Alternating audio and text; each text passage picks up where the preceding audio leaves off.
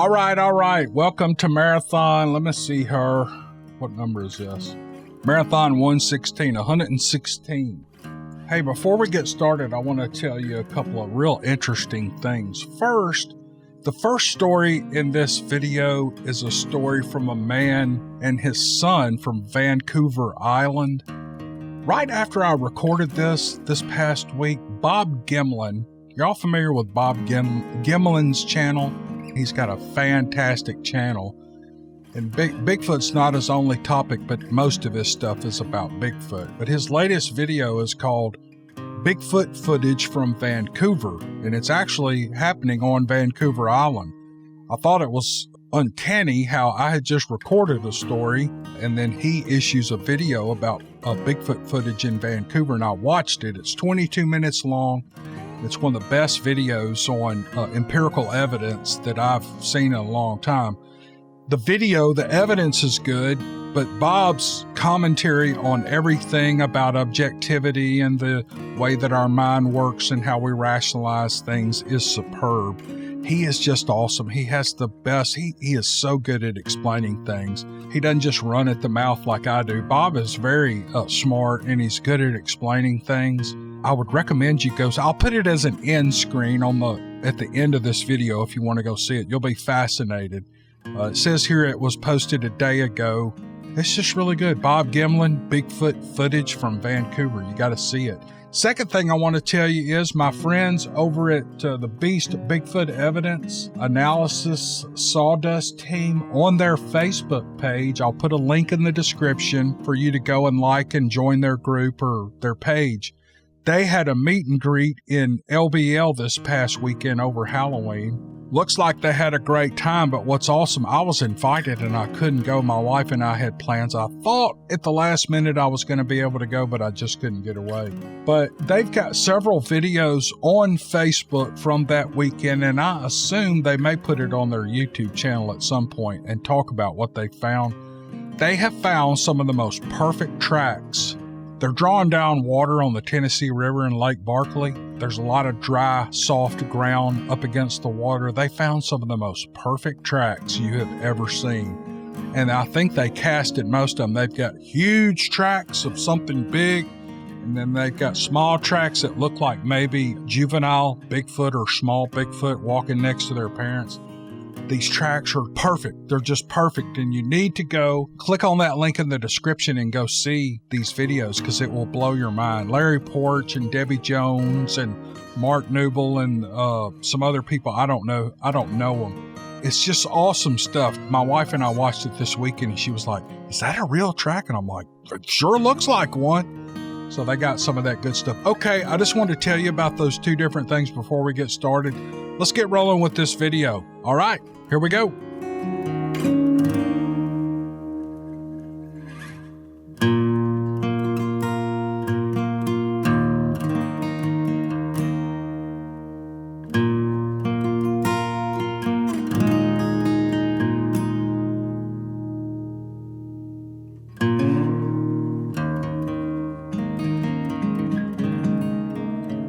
This is an email from Craig, and here's what he writes. I've included an encounter that both my son and I had back sometime on Vancouver Island. I've always been a lover of the backcountry, spending every possible moment in the forest. This passion is the same in my son. Vancouver Island was so different back then. From our home in Langford, just outside of Victoria, we could escape into the forest in minutes. Within 15 or 20 minutes, all indications of humanity became distant. For us, that was paradise. Virtually any free time we had, we were off exploring the amazing wilderness. A beautiful weekend was forecast during the spring of 2005. On Friday, I closed down the job site early, much to the thrill of my guys, and headed home just after noon. My son Alex had our Pathfinder packed for another weekend in the backcountry. Some extra excitement for him was that there were no sisters coming this weekend. They had recently discovered boys and parties. This was great for them, but the start of my gray hair. No sisters meant what he called real camping. No showers were required, sleeping bags on the ground and staring at the stars. It was perfect. We took a slow trip up the island, stopping for ice cream on the way. We made it past Campbell River somewhere before we decided it was time to head into the backcountry. A no-entry gate appeared and we squeezed the Pathfinder around it and headed down an old logging road. These were the best roads to travel. We headed west for a couple of hours, bumping and crawling along the old road that had almost been completely taken over by Mother Nature. 2 hours before dark, we came upon a little clearing beside a small creek, and it was perfect. That was home for the night. It was hot dogs and burgers that night. We told tall tales well into the night while roasting marshmallows by our little fire, and later we crawled into our sleeping bags around 11. I drifted off to sleep looking at the sky full of stars and listening to my boy breathing. Life couldn't have been better. We slept well that night to a symphony of a forest combined with the background of a babbling creek. We woke early on Saturday morning. I'm not sure when, and I didn't care. It didn't matter. It was cool and crisp. The morning dew was on our face. There was a slight fog in the air. The sun still had not crept above the trees in the east. My son's excitement for the day ahead quickly brought my Saturday morning burnout body back to life. Kids' happiness and excitement can be contagious. It wasn't long before the bacon and eggs were in the pan over the fire. We even added potatoes and onions to round out the meal. After we cleaned up and packed our gear away, we decided some walking was a must. We explored the area for a couple of hours, coming across an old, long-forgotten railway trestle. It was overgrown with trees, brush, and grass. It was towering almost 50 feet in the air, and it came to an abrupt end. It appeared that the bridge construction had stopped midway. There was no fallen section below, it just stopped. It was a bit haunting, I think, and my son said, "I guess they ran out of money." I think you're right, son. After getting back to our campsite, we did another walk around to make sure that we hadn't forgot something or left any indication that we had been there. Nothing other than footprints, and we were delighted to see we had a medium-sized bear visit while we were away. It was too bad that we missed it. We continued on down the island. We hadn't explored that area before, and we just maintained a western compass heading. That was good enough for us. Lots of cool places to see. There were huge trees and quiet meadows. We saw elk and black bear and deer. We ran up on the remains of what must have been an old homestead. There was a fieldstone foundation and a fireplace. There were remnants of rotted old logs and rough-sawn lumber. It was almost completely lost to Mother Nature. It was a typical Vancouver Island adventure. The sun started to sink in the western sky, and we found ourselves creeping along a trail, not quite big enough for our little Pathfinder. More of a large game trail, actually, the saplings and brush being bent over by our bumper and sprang back to life after our passing. The trail seemed to go on forever. It must go somewhere, we decided, so we battled on.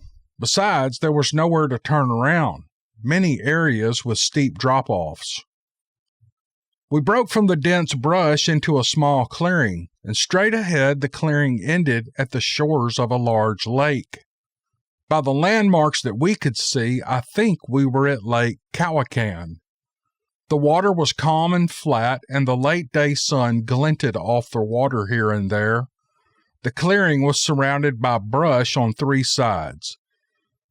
A few feet up the bank, there was old-growth fir trees that towered into the air. They are nature's skyscrapers.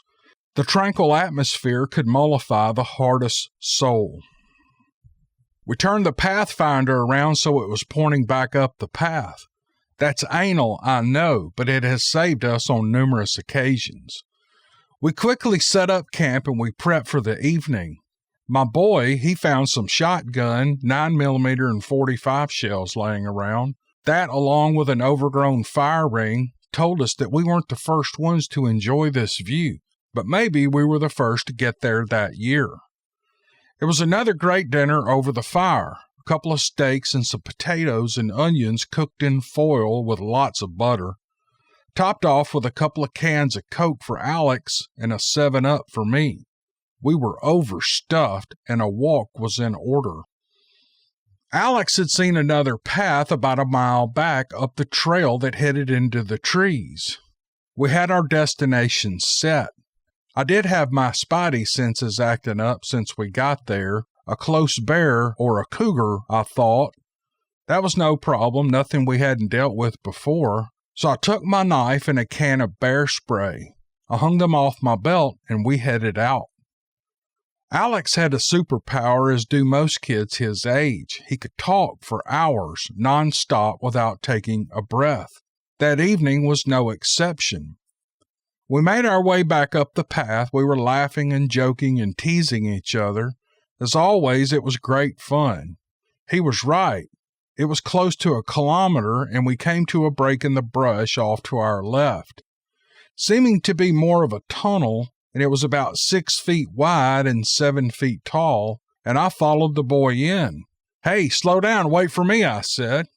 We traveled about 50 feet into this thick tunnel, and it was dark, and it had an ominous feel to it. "Alex, wait the hell up," I said. I ran forward to catch him, and I just about fell over him at the end of the tunnel. He had stopped dead in his tracks. Looking up from him, I was treated with old-growth firs right up to the shoreline, tree trunks that were easily 2 to 3 feet around.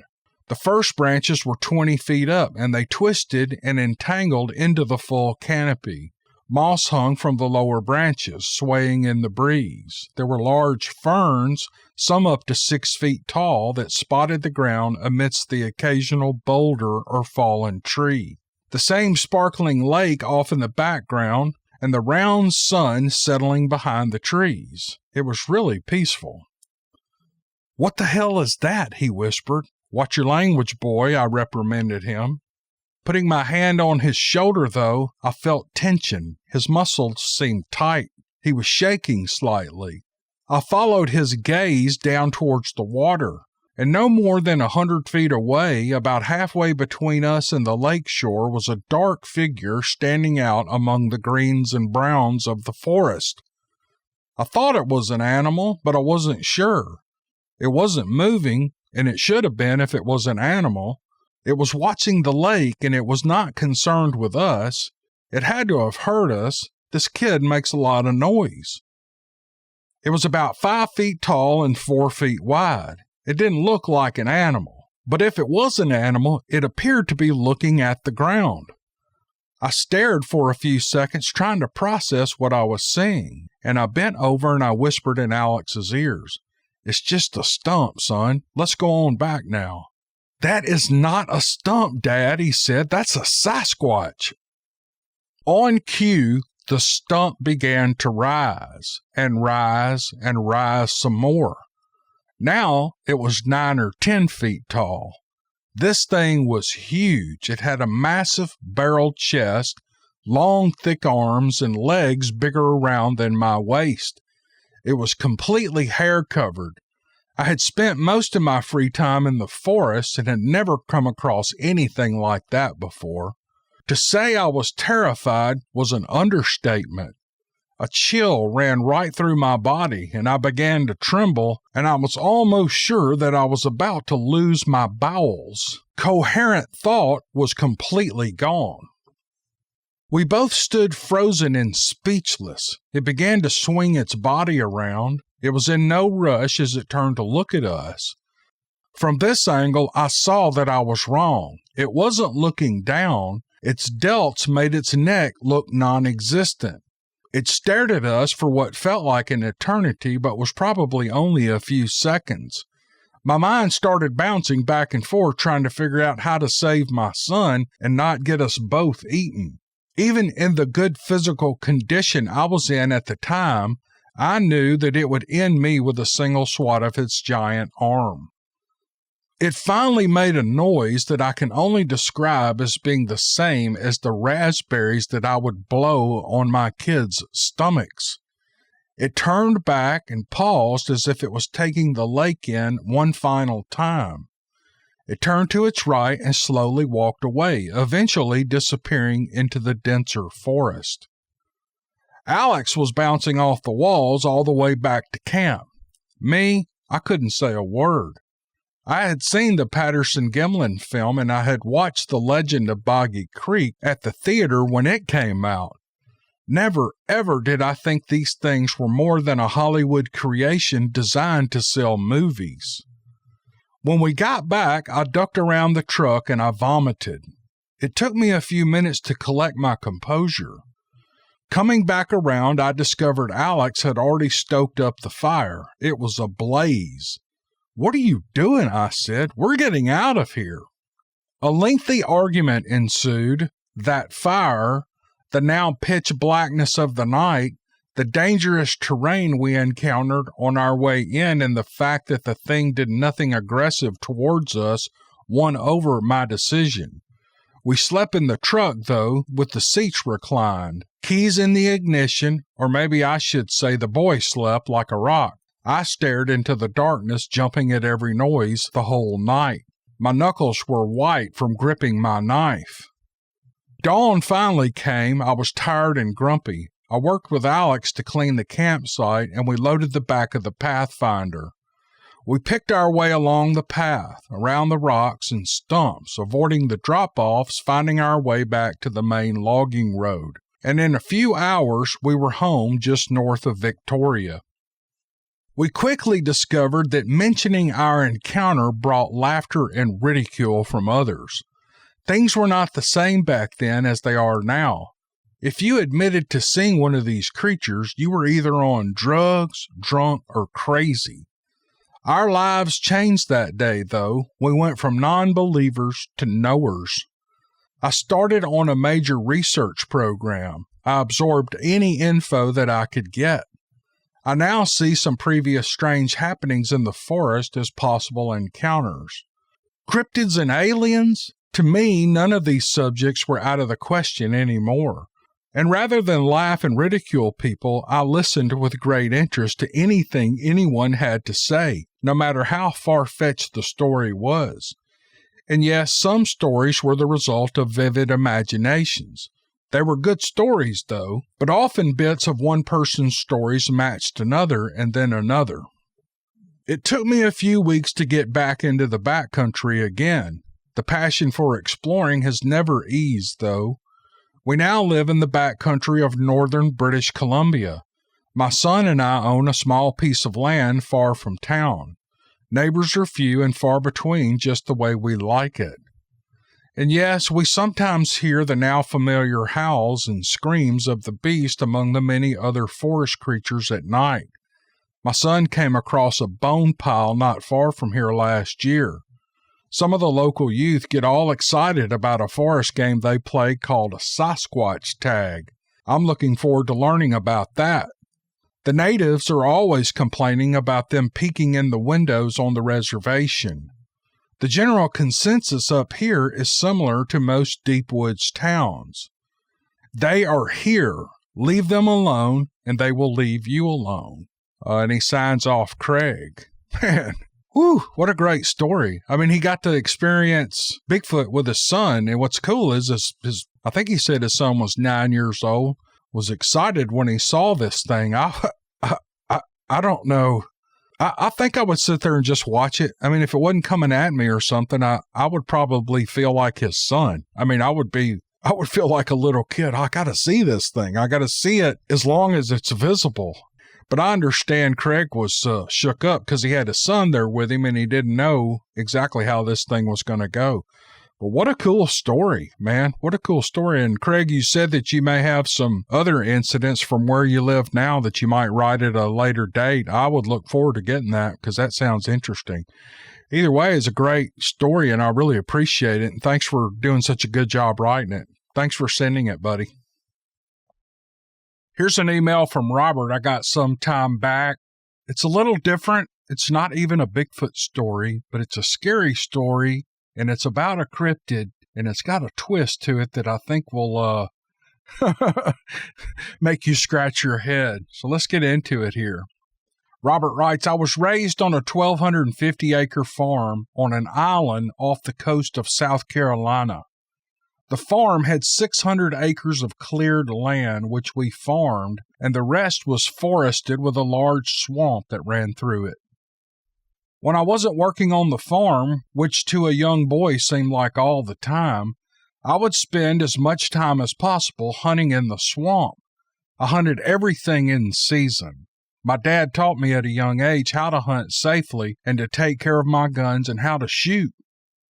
One time he gave me 3 shotgun shells and he told me that he wanted some squirrels to eat.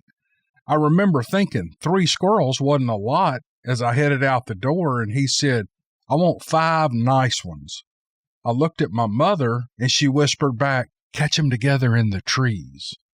My dad was one who didn't believe in wasting anything. Why waste 5 shots when 3 would work? These type of challenges made me an excellent shot. I loved shooting and became an excellent shot. As a matter of fact, my dad would often get bets going with people that were new to our hunt club to challenge me. Whether it was with a shotgun, a rifle, or a pistol, I always won. It made me proud the way my dad would brag about my shooting skills. In the fall of 1966, I was 16 years old. My mother, my older brother, and my older sister and I were playing a board game in the kitchen. I believe it was Monopoly. My dad was at my uncle's house helping him work on a tractor. It was already dark outside, but the moon was bright enough that you could still see pretty well. On dark nights, I like to lie back on the hood of the old pickup truck and look up at the stars. The night sky was so beautiful, so full of stars that the sky almost looked white. Stars that today are drowned out by light pollution. Since there was a full moon that night, I stayed inside and I played the game with the rest of the family. I wasn't very good at board games and I lost most of the time. I guess that's why my mother didn't mind me looking at the stars on game nights. That night, our dogs started barking outside. We had a shepherd at the time and he stayed inside almost all the time. And he was growling and looking at the door and his hackles were up. I remember saying it's probably that possum trying to get at the chickens again. My mother told me to take the gun out and get rid of this thing, so I grabbed up my .22 rifle, my spotlight, and I headed out the door. Rex was at the door when I got there, and I thought that he would find the possum real quick, so I let him come out with me. Rex could dispense of it fast, and I could sneak a cigarette. Rex ran out the door onto the porch, but he stopped at the top step. I thought he was waiting on me, so I stepped past him. Come on, boy, I said as I stepped off the porch. Rex just stood there staring into the field. Back then, we didn't have any problems with coyotes on the island, but there were plenty of bobcats, fox, raccoons, and other small predators that would occasionally get into the chickens. At times, we would hear what sounded like a woman screaming in the woods down by the swamp, but my dad said that it was probably just a bobcat. There was the occasional sighting of a black panther by some of the island folk, and that included myself and my dad, but the game warden said that there weren't ever any panthers on that island. Yeah, right. I shined the light out across the field and I didn't see anything. Our front porch faced out across a 15-acre field where we often saw deer in the evenings and early mornings. My mother forbid us to hunt those deer while they were in the yard. The driveway stopped at the side of the house and was about 150 yards long before it entered the woods, and another 100 yards or so before it came out at the highway. Rex had turned around and he was at the door whining, wanting back in, and he would not leave the porch no matter how much I called him. This caused a chill to run down my back. I shined the light around again and still saw nothing. Rex could see or sense something that I couldn't. I did know that. I asked my brother to come out with me. I went back in for my pistol and a different rifle. As I walked back through the kitchen, my brother said, "Damn, that must be a big possum to need that big rifle." I told him what had happened, and my brother said, "I'll come with you." My brother was an excellent shot as well. I felt relieved. As we walked out the door, my mother said, "You boys be careful." My brother tried to get Rex to follow me, but he was cowering under the kitchen table and he would not move. My brother had his .30-06 and a .357 Magnum and a spotlight. When we went out, the chickens were quiet and nothing was bothering them, so we figured the problem wasn't there. The outside dogs were still barking like crazy now, so we walked around the house towards the driveway. My mother and sister walked out onto the porch to see what was going on, and it was then that my brother said, "Oh hell, do you see that?" Out across the yard by the driveway close to the woods were 3 large black panthers. 2 of them were very large and the other a bit smaller than the rest. My sister and my mother walked around the side of the porch by this time and were also seeing the same thing. My sister said to me, "Hand me your light and I'll keep it on them so you can get a shot." I handed her my light. She rested it on the porch rail to keep it steady. My mother did the same for my brother. My brother took the one on the left and I chose the big one in the middle. My brother said on 3 and my sister slowly counted down 1, 2, 3, and both rifles fired at the same time. My mother said she could see both of the large cats get hit. The one my brother shot collapsed on the ground, and the one I shot flipped over backwards and fell to the ground too. Our eyes were adjusting from the flash of the rifle, and everything was real quiet. And like someone had turned a switch, both spotlights went out at the same time, along with every light in the house. We lost all power to our house. We all ran back inside the house. Once inside, my mother shut and locked the doors. My sister lit an oil lantern that we had for power outages. It was totally silent outside. The outside dogs were quiet now, and after about 5 minutes, the lights all came back on, and that included the 2 spotlights that were laying on the coffee table now. We just stood there and looked at each other. My mother walked out the living room towards the bedroom, and she said for everyone to go to the kitchen table and to turn those 2 lights off, pointing at the spotlights. A few minutes later, she walked into the kitchen with an oil lantern still lit, placing it in the middle of the table. She sat down and she started reading from the Bible in Psalms. No one said a word. We just sat there and we listened to her read. We stayed up all night listening to her read. Once it was light enough to see well enough outside, my mother blew out the lantern. My brother and I grabbed a couple of shotguns and we filled our pockets with buckshot and we walked outside. This time Rex followed us out. He didn't seem afraid like he was, which helped soothe us a little bit. We rounded the corner of the porch and started up the driveway towards the area we had seen the large cats. My mother and sister on the porch were watching, and my sister holding my mother's Bible in her hands. After 50 yards of walking or so, my brother and I stopped and looked at each other. Where were the cats? We both hit our targets last night. There was no way that we missed, not both of us. But there was nothing on the ground. My brother said maybe the small one dragged him into the woods. So with shotguns at the ready, we walked to the spot where the cats had been. The ground was torn up with scratches all over the ground, but there was no blood.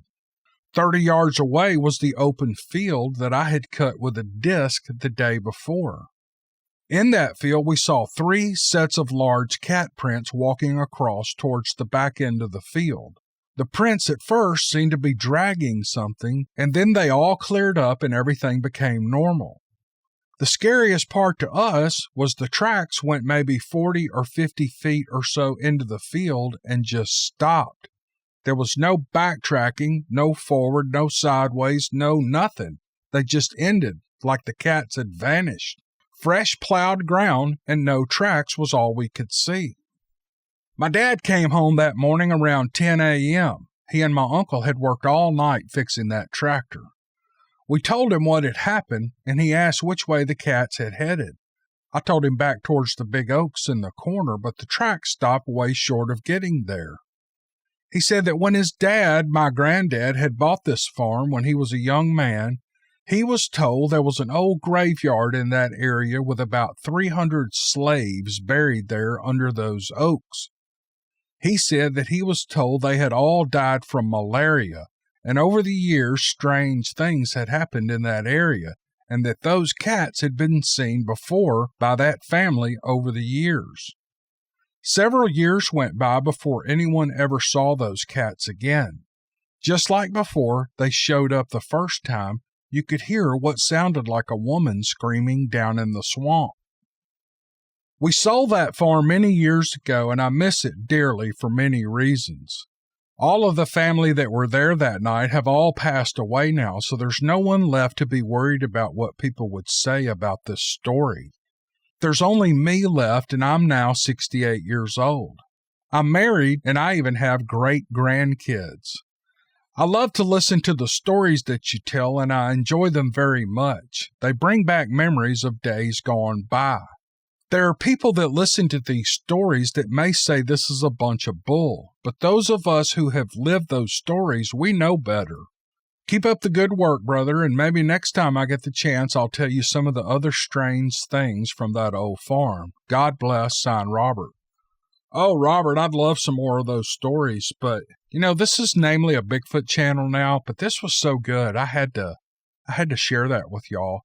And I don't know what the deal is with these big cats. I've heard them. I remember years ago being in we had duck hunted all day long. We were tired, and it was dark, and my boys and I and my some other guys we hunted with, we had stopped in this little store in Cache, Arkansas, and we were just getting some bologna sandwiches and stuff and about to head home.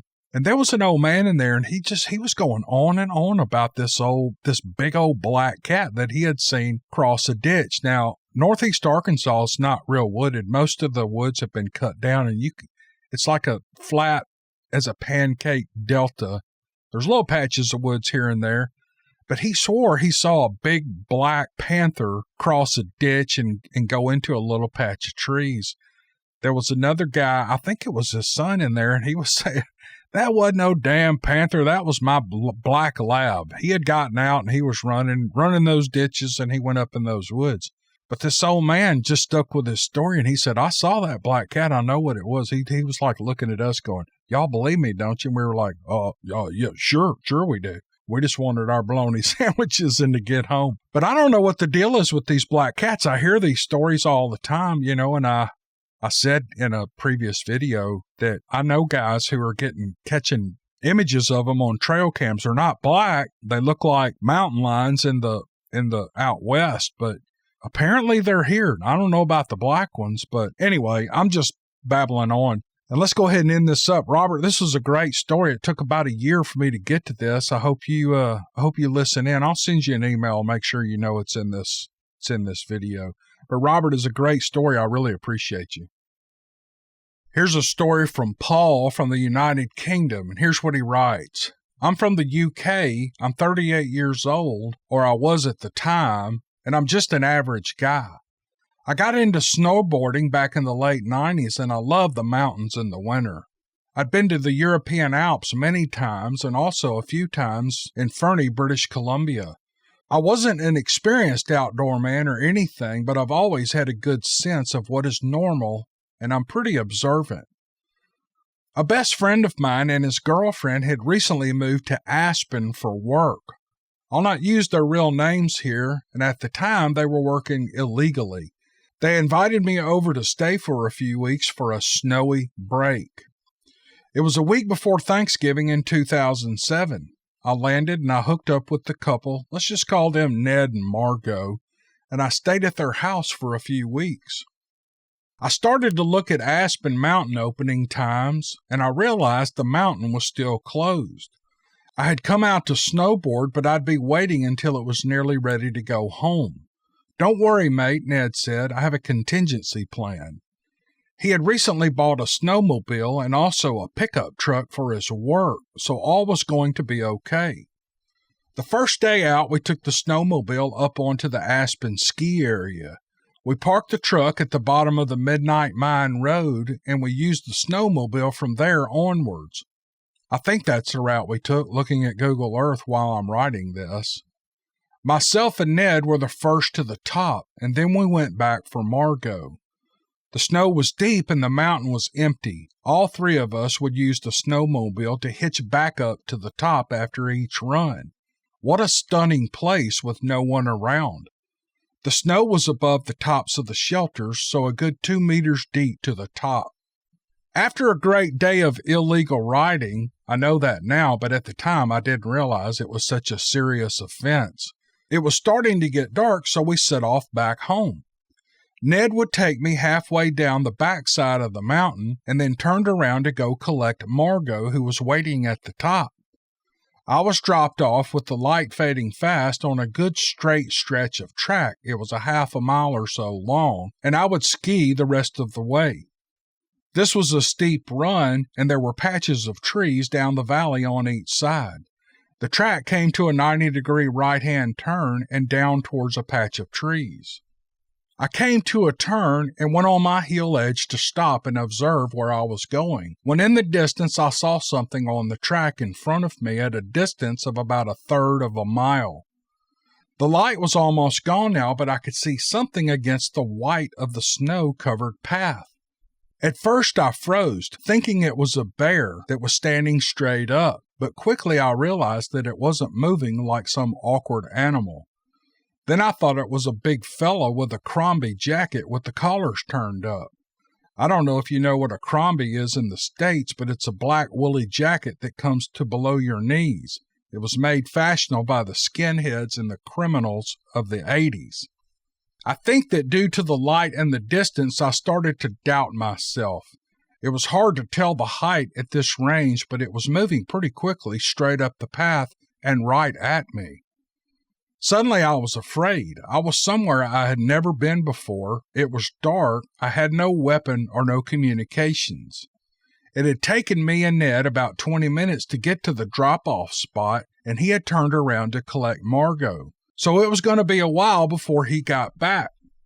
I started to freak out, but I also tried to keep calm as not to draw attention to myself. Surely, in this silence, something would have heard me scraping my board and cussing down the track to this point. I strained to see what the figure was, and I noticed the coat wasn't solid. As it started to get closer, I could see the background through it, or so I thought. The moonlight was shining on the figure's back, so it cast a shadow on its front part that I was looking at. I saw no eye shine, and I detected no odor. All I could think was I was going to die. This thing just kept walking straight at me as it bobbed up and down as it walked and swung its arms all the way up the track. It was moving up to a set of trees to the right of its position. And then it made a 45-degree change of course, and it walked off the path into the set of thinly planted trees, and it disappeared. No sound was made in this action. I stood there for what seemed like 15 minutes, but was probably more like 30 seconds, before I dropped the snowboard onto the track and straight-lined it past where I saw the creature. I did not stop to look for footprints. I was only interested in getting out of there. Down the valley, I could now hear dogs barking when I was a mile or so further down where the track was leveling off, and I stopped. I was still in a fight or flight mode. I removed my board and walked at a quick pace in the direction of the truck. A minute or so later, I heard the sound of the ring-ding two-stroke motor of the snowmobile. I've never been as happy to hear the sound of an engine like this before. Relief doesn't start to explain the feeling of safety that came over me. "Are you okay?" they said. "You look a bit pale, mate." I didn't say anything because Ned is a practical guy and he takes no crap, but he will sure dish it out for a long wind-up. I'll never go back country again without backup of other people, and I've no desire to go back to North America to snowboard again. This has played on my mind for all these years, and I'm kind of obsessed with the reports. I know there is some lack of detail in this story, but that's what happened and nothing more. A quick local holiday is more than enough for me these days. All the best, Paul. Paul, you got to come back to North America, man. You got to get back on the slopes. The last time I went skiing was out to Tahoe. I won't tell you about the trip, but it was a disaster. But every ski trip I've ever taken before that has just been a blast. It's one of my favorite things in the world to do is to ski. And I love Breckenridge and Copper Mountain. I love Winter Park and all those parks out in Colorado. And I did try Tahoe once. Brother, you need to come back and get on those slopes and snowboard. And just do it during the day and do it legally during the ski season. And you'll have a great time because there's hundreds of people on the slope and you won't have to worry about a Bigfoot grabbing you unless you sail off into the woods and get off in that real 10 or 12 foot deep powder and you can't get out. Maybe Bigfoot will help you out. But I'm just rambling. I appreciate the story, Paul. It's great. And whenever I hear somebody, stop doing something they love because of a Bigfoot, I'm like, oh, no, don't let them ruin your life. Come on back. So that's on my mind, Paul. So I hope to see you here, and I hope to hear from you again, brother. Thanks for a great story. Here's another story from a guy from the UK. He lives in Europe now, in France, but his name is Daniel, and here's his story. My name is Daniel. I'm an Englishman living in Bordeaux, France for the last 22 years. In March of 2014, I flew to America to receive prophetic counseling in Coeur d'Alene, Idaho. I think I pronounced that right. Coeur d'Alene. I don't know how to say it. I decided to check out this place on YouTube before leaving, and I was surprised to see videos of Sasquatch sightings in the margin. Since I was an infant, I've always been fearful of all things paranormal, and I became fearful of seeing a Sasquatch while I was in Idaho. I'm thankful that I did not see one. I enjoyed the beauty of the area and the kindness of its people for the 2 weeks duration of my stay. It was a very pleasant memory. I then flew to Los Angeles for 2 weeks to meet a friend from Facebook whom I had never met in the flesh. I couldn't stay in her house as there was no room, so I asked a lady who I had met in Bordeaux several months earlier who lived not far away if I could stay at her place. The lady lives in Santa Clarita, a small commune about 45 minutes from Los Angeles. I slept in the guest bedroom adjacent to the garage behind the house. Nearby is a golf course, and if I recall correctly, a small field. I didn't see much in the way of forest. One night, I think it was the 17th or 18th of March, in my sleep, I suddenly found myself in the garage. In the darkness, just a few feet in front of me, stood what I instantly knew to be a Sasquatch. It was between 7 and 8 feet tall. I was petrified. He let out something verbal. It wasn't a full-blown roar. It was kind of a mix between a roar and a warble. I don't know what it yelled to me, and I received no translation in my mind, but it seemed to be some kind of a warning. Again, I was petrified, and I yelled back what I had just heard, my best Sasquatch warble. Instantly, I found myself back in my room, sweating and trembling. I woke up and I turned the light on, and there was nothing there. I don't recall if I opened the door immediately and saw there was nothing in the garage, or if I waited until the morning. Scratching my head, I put it down in my mind as playing tricks on me due to my fears. 2 days later, I was in the kitchen with my host talking, and she said, "A couple of nights ago, I heard this strange creature outside my house." My mind instantly clicked, and I realized that I needed to verify this. "Did it sound like this?" I asked, and gave off my best Squatch roar warble. She looked at me with a kind of a "how did you know" in her eyes and said, "Yes." Just outside her bedroom window is a field. She had literally heard a sound coming from a flesh and blood creature, while I heard it only in spirit. The memory of what happened is in some ways vague and hazy, and in some ways remains etched in my mind. It is clear to me that I had a spiritual experience rather than a flesh and blood experience, so I've never relived the fear that I experienced that night. As with many Sasquatch encounters, it leaves more questions than answers. Did God allow this experience to reveal the truth of the existence of Sasquatch? I don't know. Did dark forces send this thing to harm me and God protected me from it? I don't know that either. Who transported us both into the garage? God, the devil, or the Sasquatch? I don't know. But it is clear to me from the experience that Sasquatch are a paranormal phenomenon and that they are interdimensional beings. Shortly after, I drove to Sequoia National Park and then on to Yosemite National Park. Arriving at the entrance to Yosemite, I casually asked the lady park ranger who I was buying my ticket from, "Do you have any Sasquatch here?" She said, "I do believe we have a couple here, as a matter of factly." I was on my own and went about tree knocking, but I heard and saw nothing. I had not heard of David Pilatus then and had no idea so many people go missing in Yosemite. I guess I must have received divine protection again. Back in France, I joined the Bigfoot UK Facebook page and I recounted my story. Most of the people claimed that I had simply had a dream. Others insisted that the Sasquatch are only flesh and blood. So I left the group.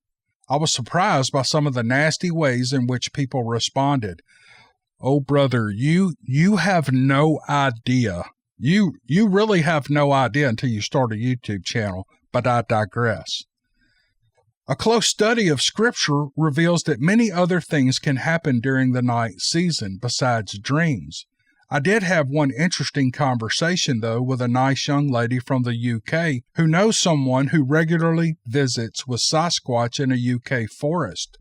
The lady claimed there are 7 species of Sasquatch. I do not doubt that Sasquatch are a form of the Nephilim, according to Genesis 6, and are connected to other paranormal Nephilim phenomenon. It would seem that depending on the species, Sasquatch are everything from human-friendly to man-eating. Some seem more earthbound, while others are mostly other-dimensional, occasionally visiting Earth. It seems that Sasquatch, like humans, can be cursed and find themselves run over by trucks or shot. These are just my thoughts and observations, aside from my own brief experience. Thanks for reading my story, Dixie. I certainly appreciate it. Yours sincerely, Daniel, Bordeaux, France. Daniel, you hit the nail on the head, brother. You got in a Facebook group. That's your first big mistake. You can't tell people the truth, and you would think you could. You would think, okay, well, I'm going to join a Bigfoot group online and I'll be able to discuss my encounter and get some good, positive, constructive feedback. But no, brother, I'm telling you that's not possible. It's not possible because everybody's an expert on Sasquatch. But I really appreciated this story, and I've even said on this channel that I can't make it jibe in my mind that these things are paranormal, because the only basis for anything in my life is it's based on what I can see, feel, smell, hear, all the normal senses that a person uses. Something that is paranormal, that's big and hairy in the woods, just does not jibe in my head. But that does not mean it's not real. I just can't see it. And so don't everybody start commenting that I'm ruling that out. I'm not. It just doesn't make sense. It makes more sense to me that they would be flesh and blood. But I would never get on a Facebook group or in the comment section or whatever and belittle someone for believing or saying, I mean, they're telling you they had this experience. It's no different than someone saying they saw a Bigfoot run across the road in front of their car. This guy saw it in a supernatural way. The other person may have seen it in a supernatural way and it just appeared to be real. Anyway, it just gave me a chance to kind of rib on the buttholes out there who just hammer everybody. Look, the biggest enemy the Bigfoot community has is not the federal government. It's the Bigfoot community itself. That's the worst enemy of this whole topic. I'm just glad I'm off here just in my little corner telling stories. That's all I do. I don't get into that research stuff. I told you about the Beast Facebook page where they've got videos from LBL this past weekend. They've got perfect tracks in the mud from water that's been drawn down on the Tennessee River at Lake Barkley and on the Tennessee River.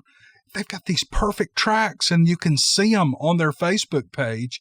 I talked about the video that Bob Gymlan showed, and just a video he uploaded just less than a week ago, and all of his commentary on that. And I know there are people that are going to just squash all that stuff. They're going to say the footprints are a hoax, and they're going to say that so-and-so is a hoax, but they're going to consider themselves in the Bigfoot community. Okay, I'm ranting. I'm sorry. I shouldn't rant, but it just drives me nuts. It drives me nuts.